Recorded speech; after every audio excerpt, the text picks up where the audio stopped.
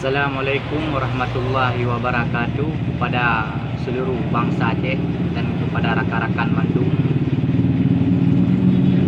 Nyojino tengah viral di Aceh tentang masalah Rohingya karena terdampar di seputaran Aceh Utara, yaitu di sekitar Lancuk. Nyojino tengah viral bak media sosial ataupun bak berita-berita lain. Teman di tengah viral masalahnya, Nyojino viral dengan masalah yang lain tentang salah satu daripada saudara kita yang di Aceh gagi buka cadar gadis Rohingya yang sebetulnya untuk kayak kita viral draw tu ataupun untuk tanah viral sabah-sabah akun YouTube bagi kita YouTuber Aceh. Mungkin kita perlen tu takalan tempat ataupun buat ataupun sabah-sabah videonya yang terviralkan fokus terjadi kesalahan ataupun terjadi hal-hal yang hanagat yang lain. Untuk drone silahkan viralkan video dan silahkan upload channel YouTube untuk diminta mungkin kejar jam tayang. Tapi yang diviralkan uronyo kan buka cadar salah satu daripada gadis Rohingya yang terdampar ya. Yang sebetulnya digoknya kaji hidup draw ataupun kaji jaga draw dengan cadarnya, karena cadar bagi urinang memang dua buah pendapat. Mungkin sebuah pendapat wajib tutup aurat ataupun wajib pakai cadar. Yang sebuah pendapat tu mungkin hana teruk bak tingkat wajib pakai cadar.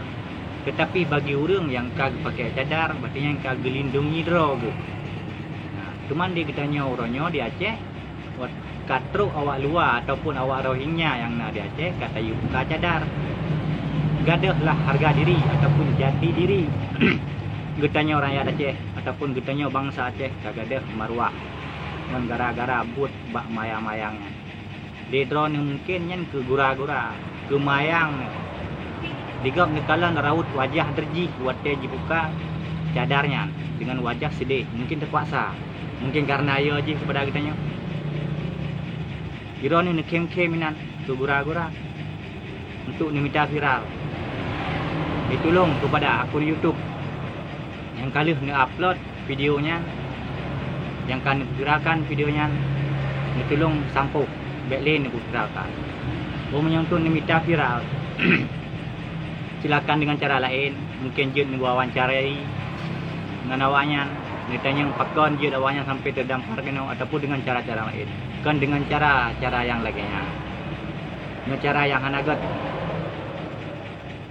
Dan menangsit kepada rakan-rakan lain yang nampak media sosial, tolong backline share videonya dan backline dibagikan videonya, karena semakin le dibagikan semakin berat viral. Wate makin berat hat viral, makin red marwah kitanya bangsa Aceh bak matarinya. Kitanya kaji di Aceh bawa syariat Islam. Tapi uronyo mungkin karena salah satu daripada saudara kitanya, mungkin dunia luar akan berpikir yang tidak baik pada kitanya bangsa Aceh. Jadi tiga tu lagi tolong kepada saudara kitanya, kepada akun YouTube yang kalian upload videonya, tolong sampo nyo terlebih hebat dan menanjit kepada rakan-rakan lain backline share kasih yang kasih enak. Mungkin kitanya kesalahan kesilapan yang wajar kitanya sebagai manusia, tapi dengan kesilapannya mari kitanya perbaiki yang terjadi sebuah kesilapan dengan cara tak perbaiki buat yang kalian sapu, yang kalian upload batin disampung, yang kalian share yang lain. Mungkin saudara-saudara atau rakan-rakan yang lain bak akun FB yang ditolong sampuh secara permanen untuk backline share. Malay kitanya, Malay bangsa Aceh kitanya dukung tua. Jadi ono mantang. Assalamualaikum warahmatullahi wabarakatuh.